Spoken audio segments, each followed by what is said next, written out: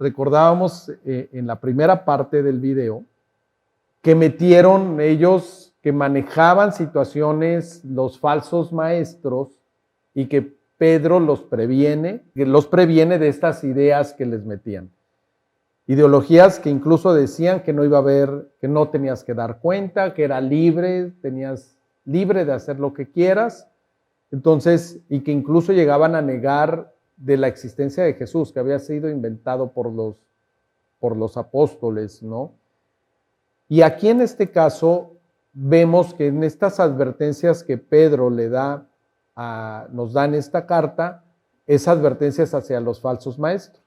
Al día de hoy hay muchas ideologías que se han metido en la sociedad, que están afectando nuestra conducta. ¿Cuáles crees que sean así de las más relevantes desde tu perspectiva? Pues bueno, por la escuela yo diría que el feminismo. Siempre hacen como muchas cosas, pues ahí hay muchos hombres en ingeniería civil, entonces la cantidad de mujeres son muy poquitas y siempre tratan de hacer algo, o sea, para hacer menos al hombre y que la mujer sobresalga. Entonces para mí ha sido como algo que veo todos los días, el feminismo muy plantado en mi escuela. Tratando de ponerse por encima del hombre. Todo el tiempo. Oye, ¿y el machismo qué es? El machismo es dejar a la mujer abajo y al hombre arriba. O sea, el ser humano ha tratado de ponerse uno sobre el otro. Uno sobre el otro. Definitivamente, todo este tema, ahora, todo este tema se está dando en la sociedad. ¿Con qué finalidad? Dividir. Dividir. Dice una parte, divide y vencerás, ¿no? Decían algunos dichos. Pero pues es para su propio beneficio, ¿no? Como esos falsos maestros, ¿no? Detrás de este tema viene un tema de egoísmo. ¿Estás de acuerdo con ello? Sí, completamente. Creo que todo esto de la división obviamente viene de parte de Satanás, no viene de parte de Dios. Dios siempre quiere que nosotros nos sumemos y nos hizo a los dos de Él, a su imagen y semejanza, para que podamos nosotros estar en un equipo, no ser enemigos, sino siempre estar unidos para poder hacer algo mejor y poder crecer y compartir más de Él también, que ese es también uno de los propósitos del ser humano. Fíjate, cuando Dios decide hacer al ser humano, lo decide hacer a su imagen y semejanza. Y decide hacerlo hombre y mujer. Por lo tanto, el hombre y la mujer debieran de reflejar características de Dios, ¿no? Sí, debieran. Y la verdad es que no pasa y lo vemos todos los días. Veo tantas cosas en las noticias, en redes sociales, incluso en nuestras propias personas que están a nuestro alrededor, te das cuenta de que eso no es así. Y nunca lo ha sido a partir del día en que Adán y Eva tomaron la decisión de ser parte de la escena trágica de... La escena trágica de Génesis 3, ¿no? De ahí, yo voy a decidir qué es lo bueno y es malo para mí. Serás como Dios, ¿no? En cuanto, pues, oye, ya habían sido hechos a imagen y semejanza de Dios, ¿cómo pone ciertas mentiras, ¿no? O manipulación en la información, que siempre vamos a observar eso. Va a haber una influencia hacia el mal, manipulando la información, ¿no? Con que Dios te ha dicho, ¿no? Recuerdas que así fue tentada Eva en Génesis 3, y finalmente para que tú tomes una decisión que va a ser contraria a lo que Dios hace. Por lo tanto, cuando nosotros creemos, volvemos a ser parte, como decíamos al principio, en la primera parte, decíamos ser parte de la naturaleza de Dios. Y por lo tanto que se refleje virtud, dominio propio, conocimiento, piedad, ¿no? Afecto fraternal, todos estos características que son de Dios. Ahora, ¿qué pasó? Un poquito quiero construir de las Escrituras, porque Pedro en esta carta habla del Antiguo Testamento. Una vez que Adán y Eva deciden no hacer lo que Dios había dicho que era bueno para ellos, sino al revés, decidieron hacer lo que los iba a hacer morir. Sí.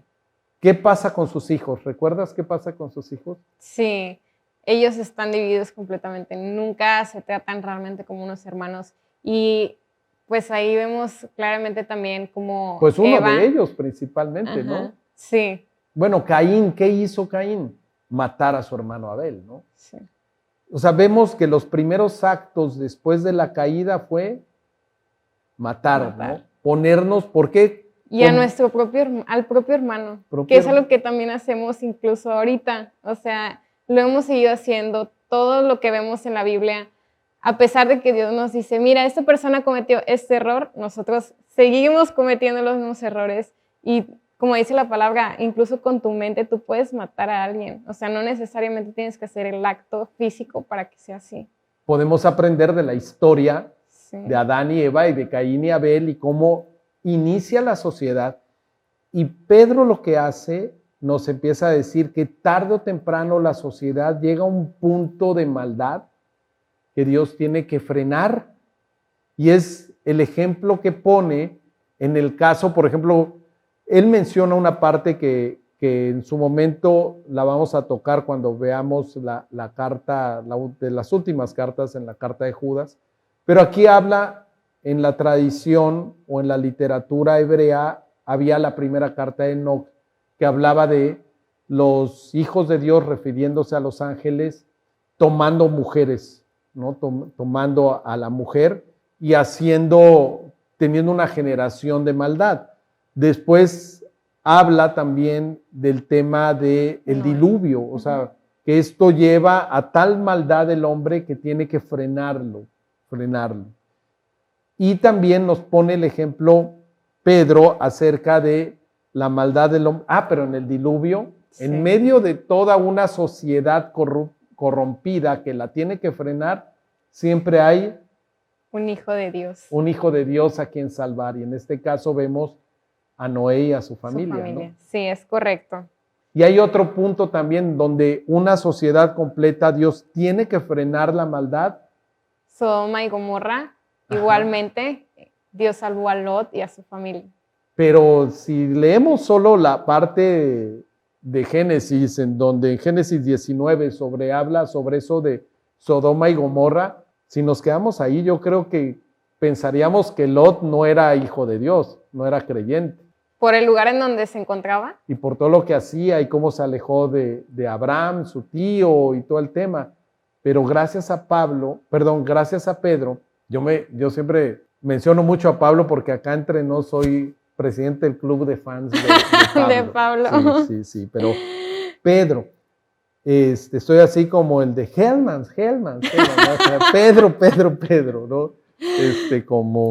Pero bueno, en el caso de él, gracias a esta carta vemos cómo se refiere a Lot, ¿no? Al justo Lot, dice que él afligía su alma y eso en cierta medida por estar en medio de una sociedad corrompida.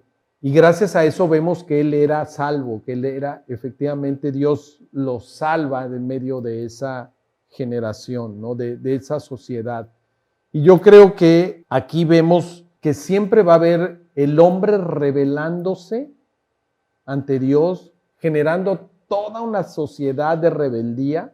Hablábamos de ideologías o el feminismo o el libertinaje, la sexualidad sin compromiso, ¿no? Sí. Que al finalmente la sexualidad sin compromiso te compromete.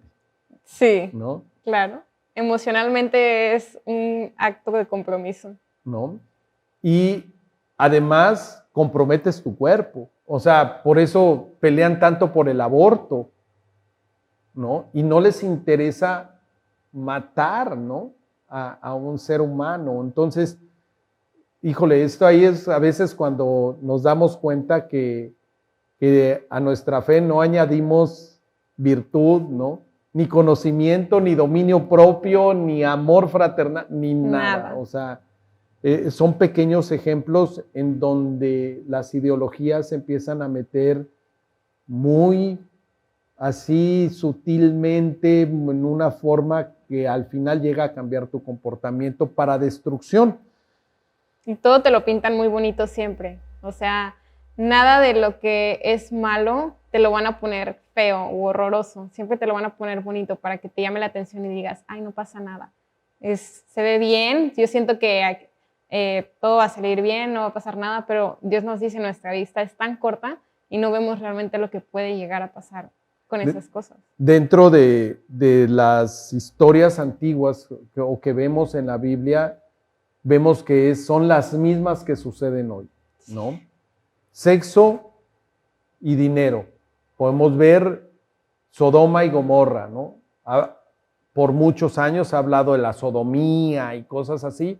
Bueno, son esos ejemplos que dice que naturalmente el hombre, a la hora que decide no hacer lo correcto, no hacer lo bueno que Dios dice que es para nosotros, que sería de bendición, y deciden hacer lo malo, empezamos a tener problemas de libertinaje sexual, en donde estamos siendo afectados, o el amor al dinero, ¿no?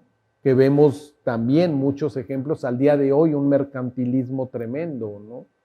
Que hay. Otra cosa que sucedía era el desprecio a la autoridad, ¿no? Lo vemos con las manifestaciones, ¿no? Lo vemos en la casa, tío. Sí. O sea, en la casa, cuando eres un adolescente, por ejemplo, yo recuerdo mucho que cualquier cosa que mis papás dijeran, yo era como, está bien, o sea, y nunca escuchaba. Mi mamá muchas veces me advirtió muchas cosas y yo omitía, mis oídos se cerraban prácticamente cuando mi mamá empezaba a hablar, y ella lo que buscaba era el bien para mí, igual que Dios con su palabra nos dice y nos está buscando para darnos un buen consejo y que salgamos lo menos lastimados posibles de esta vida. Y ahora la vemos hasta movimientos sociales y políticos en contra de la autoridad, en contra incluso hasta de instituciones establecidas de gobierno. Ahora, para ayudar. Ahora los mismos políticos las destruyen, en fin, todo un tema en donde lo que menos vemos es que Dios existe y un temor a Dios, ¿no? Justo con este tema de la autoridad, tío, esta semana vi un documental de FIFA y pues justo con el tema que está ahorita de todo lo del mundial, me acuerdo mucho porque estas personas hicieron una organización únicamente como un fin de me encanta el fútbol y quiero que esto sea más grande en el mundo y todo, y se suponía que era pura pasión al fútbol y todo, y terminó siendo una cosa de dinero que proviene de algo malo, que buscamos hacer corrupción, sí, o sea, temas... Intereses personales. Sí, y te das cuenta que las personas que están arriba, a lo mejor tú estás abajo y no te das cuenta de lo que está pasando arriba, pero esas personas no están buscando un bien para ti. O sea, cuando ellos, su fin era promover el fútbol y el deporte y que las personas sientan como algo padre cuando ven el fútbol, soccer, y que se animen porque su país está clasificando y todo, lo convirtieron en algo horrible dentro de esa organización. Entonces, lo que me dices es que en las instituciones sociales, en las instituciones de nuestra sociedad, que aparentemente son para el bien común y para que todos disfrutemos de un beneficio, realmente están siendo manipuladas por intereses personales. Es correcto. Y pasa en todas partes. A mí también me ha pasado en los concursos. Yo creo que ese es un tema donde yo lo he visto mucho, ¿no?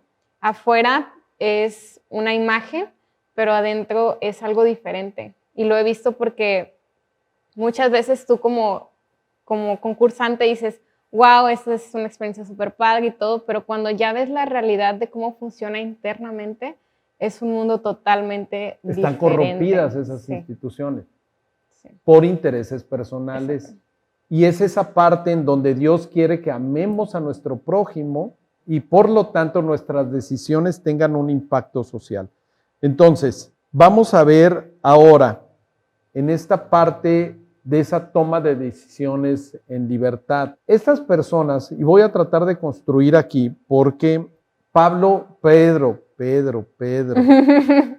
les dice... Definitivamente sí eres el fan número uno de Pablo. Sí, no, es que me encanta cómo, no nada más él, la verdad todos los discípulos, todos los apóstoles que obedecieron a Jesús en ir y compartir el evangelio, y lo hicieron muchos de ellos, como mismo Pedro, arriesgando su vida, y dando su vida por cumplir esa comisión que Dios les dio, me fascina. O sea, me fascina cuando alguien tiene ese compromiso que al día de hoy no lo hay. Pero viendo en esta parte, tocando el tema de cómo Dios es paciente, porque Él ya se da cuenta que todos vamos hacia nuestro propio beneficio y en ese egoísmo y en esa maldad le estamos dando en la torre.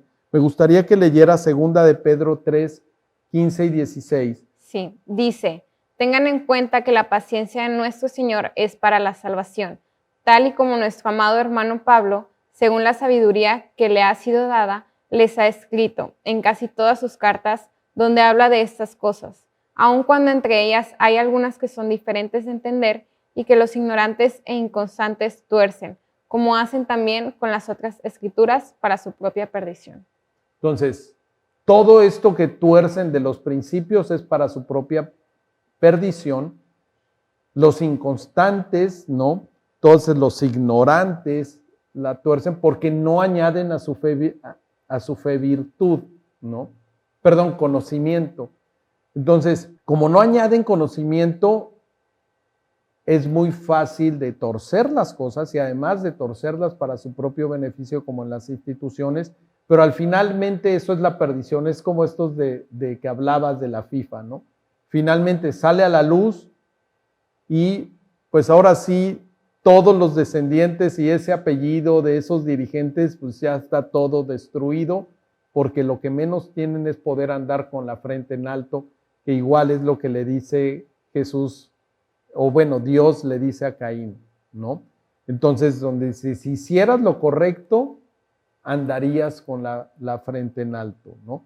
Entonces, ahora eso lo pueden ver en Génesis 4, según yo es versículos 5, 6 y 7, por ahí. Pero bueno, estos habían distorsionado el mensaje para su perdición, pero Dios es paciente, dice, para salvación, ¿no? Entonces, cuando alguien hace lo malo, nos convertimos en esclavos de lo malo, ¿no? Y en esa esclavitud, cuando alguien empieza a hacer lo malo, es porque creen que nunca van a dar cuentas, ¿no? Y al final nos damos cuenta que todos tenemos que enfrentar y dar cuentas de lo que hacemos, ¿no? Sí, eso es algo muy importante porque creo que a veces lo vemos como algo muy lejano o algo que tal vez nunca va a pasar, porque como no lo vemos, no tenemos esa noción de cómo será. Muchas veces lo dejamos detrás, pero es realmente lo más importante, es la definición de qué va a pasar contigo después de tu muerte. Eres responsable de tus decisiones y de tus actos. Y todo eso tiene un impacto grande, aunque aquí a lo mejor tú digas, ay, le eché una mentirilla a mi mamá, no pasó nada, porque mi mamá no se dio cuenta. Pues no, pero Dios te está viendo y Dios lo anotó en su lista y te va a decir, ¿por qué hiciste esto? Y te va a preguntar. Y hay consecuencias también aquí, ¿no? Fíjate qué dice 2 de Pedro 3, el versículo 3 y 4. Sí, dice, pero antes deben saber que en los días finales vendrá gente blasfema, que andará según sus propios malos deseos y que dirá, ¿qué pasó con las promesas de su venida? Desde el día en que nuestros padres murieron, todas las cosas siguen tal y como eran desde el principio de la creación. O sea, no pasa nada. No morirás, le decía el Satanás a Eva, ¿no? Entonces, no pasa nada. Suena mucho de una fiesta no ha pasado, de jóvenes. Claro, y no ha pasado nada, ¿no? O sea, tú dale, ¿no? Entonces, dice que muchos van a andar en sus malos deseos. No obstante, sí va a haber un juicio. Fíjate qué dice, sigue leyendo del 5 al 9, por favor. Sí dice, pero con toda intención se olvidan de que desde la antigüedad fueron creados los cielos por la palabra de Dios, lo mismo que la tierra, la cual proviene del agua y subsiste por medio del agua. Por eso el mundo de entonces fue destruido por una inundación, pero esa misma palabra ha reservado los cielos y la tierra que ahora existen. Los ha guardado para el fuego en el día del juicio y de la destrucción de los hombres perversos. Pero no olviden, amados hermanos, que para el Señor un día es como 1000 años, y 1000 años como un día. El Señor no se tarda para cumplir su promesa, como algunos piensan, sino que nos tiene paciencia y no quiere que ninguno se pierda, sino que todos vuelvan a Él. Todos procedan al arrepentimiento, que se arrepientan de hacer, y por eso Dios tarda, o sea, por amor. No es que porque no se vayan a ejecutar las cosas. Mira, hay una parte que podemos ver aquí. Nuestros tiempos no son los tiempos de Dios. Dice que vamos, un día como 1000 años, ¿no? Entonces, no es una cuestión de tiempo, sino de el gran amor y misericordia de Dios. O sea, está esperando que tú, que tus amigos, que yo lleguemos a reconocer que la hemos regado y que tenemos que arreglar cuentas con Él para poder vivir una vida eterna. Pero va a haber un juicio. Y platicábamos al principio acerca de que todos sabemos que vamos a morir. Sí. ¿Sí? Y actuamos como si nunca fuéramos a morir. Todos sabemos que nuestras decisiones tienen consecuencias y actuamos como si no tuvieran consecuencias. Y tercero, sabemos que somos responsables de nuestras decisiones y creemos que nunca vamos a dar cuenta y que nunca vamos a ser responsables de lo que hagamos con nosotros mismos y con los demás. Por lo tanto, hay un tema en que Dios ha sido bien paciente. Y a esa parte es la que Pedro le dice que va a ser el día del Señor. Pero hay un día del Señor en lo individual y va a haber un día del Señor en lo social, en lo completo, ¿no? Es correcto. Entonces, vamos a leer esta parte que habla Pedro del día del Señor en el capítulo 3, en el versículo 10 al 13. Sí, dice, pero el día del Señor llegará como un ladrón en la noche. Ese día los cielos desaparecerán en medio de un gran estruendo, y los elementos arderán y serán reducidos a cenizas. Y la tierra y todo lo que en ella se ha hecho será quemado. Puesto que todo será deshecho, ustedes deben vivir una vida santa y dedicada a Dios, y esperar con ansias la venida del día de Dios. Ese día los cielos serán deshechos por el fuego, y los elementos se fundirán por el calor de las llamas. Pero según sus promesas, nosotros esperamos un cielo nuevo y una tierra nueva, donde reinará la justicia. ¿Qué está diciendo? Que va a haber un día que tenemos que vernos cara a cara con Dios. Platicábamos de este jovencito que murió a los 13 años y en una semana se fue por un aparente tumor en el hígado, que no lo esperaban. Algunos llegan antes, otros llegan después, ¿no? Pero de que va a haber un cara a cara con Dios, a nivel individual va a haber. Pero a lo que se refiere Pedro por el día del Señor es lo que Juan escribió en Apocalipsis. De hecho, estoy viendo a ver cómo vamos a compartir Apocalipsis más adelante, pero algo que refiere aquí Pedro, recordar que Apocalipsis fue escrita por Juan, algo que refiere Pedro es que ese día del Señor, ¿no?, va a venir como ladrón en la noche, que también Pablo lo dice. ¿Te das cuenta cómo coincide el mensaje de Pablo, de Pedro, de Juan, de Santiago? Entonces, va a haber ese día del Señor, y ese día se refiere en el día que Dios va a venir a tomar juicio, o ahora sí, a corregir el caos, así como vino con Sodoma y Gomorra a nivel social, así como vino con el diluvio, porque la maldad del hombre y los sistemas de maldad del hombre ya eran muchos. Está diciendo que Jesús no ha venido por misericordia y paciencia para que todos se salven, pero de que sí va a venir un día, pues ahora sí, a juzgar a la maldad, al mal. Apocalipsis habla de eso, pero Él va a venir como Rey de Reyes y Señor de Señores a decir, a ver, ya, se acabó su gobierno, ese gobierno del mal, y aquí va a haber un juicio el juicio a las naciones, que quiere decir a los sistemas de gobiernos, al gobierno creado por el hombre y no por Dios. Y entonces es lo que narra Apocalipsis. Pero sobre todo la parte padrísima, Nat, es que a pesar de que nosotros lo estamos destruyendo, nuestra sociedad, a nuestros hermanos, destruyéndonos entre países, guerras y todo lo que estamos viendo, destruyéndonos mentirosamente en las instituciones cuando queremos obtener nuestros propios beneficios, Dios va a restablecer el caos que el hombre ha generado y dice que nos va a dar un cielo nuevo y una tierra nueva, ¿no? En este caso, no es destruir el universo a lo que viene Dios, sino a sacar a la luz, a demostrar todo lo que hay detrás. Sí, toda la maldad que hemos creado en este tiempo, que nos dio oportunidad de cambiar nuestra vida o nuestro rumbo de vida. Entonces, así como se ha demostrado en las instituciones cómo las corrompe el hombre y saca a la luz al hombre malo, que ha corrompido una institución aparentemente por el bien común, así va a pasar en el Apocalipsis en todo el sistema mundial, en donde va a sacar a la luz a la bestia, al falso profeta, ¿no? Y va a decir, aquí está la maldad, la serpiente antigua. Dense cuenta cómo ha corrompido. Y estos, ahora sí, condenados, como ha pasado con los seres humanos. Sí. Condenados al fuego eterno.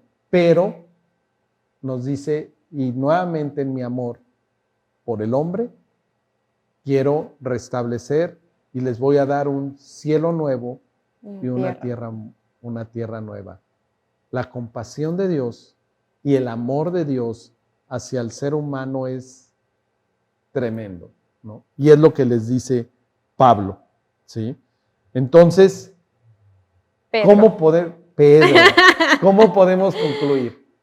Pues yo creo que tenemos varios puntos muy padres en Segunda de Pedro y uno de ellos es otra vez muestras de amor de Dios hacia nosotros, ¿no? Con su paciencia, con sus nuevas oportunidades, porque Él nos da una nueva oportunidad para que nosotros podamos hacer un cambio en nuestra vida. También con el tema de que crezcamos, de que no nos quedemos estancados, porque muchas veces sí pasa, de que dices, no, yo, y te lo crees y eres egoísta y dices, yo con esto es suficiente, no necesito más. Y también el tema de cómo Él va a venir y que todo lo que Él ha hecho y ha plasmado en su palabra es real y que no hay que dudar de ello, que es, o sea, creer en esto es más que nada el hecho de que Dios te lo está diciendo en su palabra, es porque te está advirtiendo y lo está diciendo para cuidarte, para decirte, hijo mío, por favor. O sea, es como un papá, como tu mamá diciéndote, ¿ya entiende, niña? Así Dios, pero de una manera con mucho amor. Y solamente cada vez que leo cualquier carta, y lo demostré otra vez con Segunda de Pedro, es amor. O sea, para mí, Dios siempre ha sido eso y la paciencia que nos ha tenido.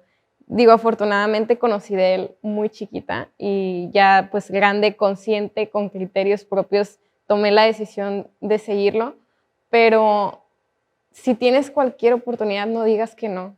No digas que no, porque esa es la oportunidad de tu vida, es la decisión más importante que tienes para hacer en tu vida y no puedes dejarla a un lado como cualquier otra cosa. No es el cereal que te vas a comer hoy, es realmente algo muy importante y debes darle su importancia y su prioridad ante todo. La decisión más importante de tu vida, decidir creer, no ser engañado, porque Dios te ofrece cosas buenas. Las ideas que se meten tarde o temprano, que no vienen de Dios, tarde o temprano, van a tener consecuencias fatales, ¿no? Para tu vida. Aunque no lo queramos ver. O sea, aunque le creamos a los demás en esas ideas de que no te va a pasar nada, no morirás. Tienen consecuencias fatales.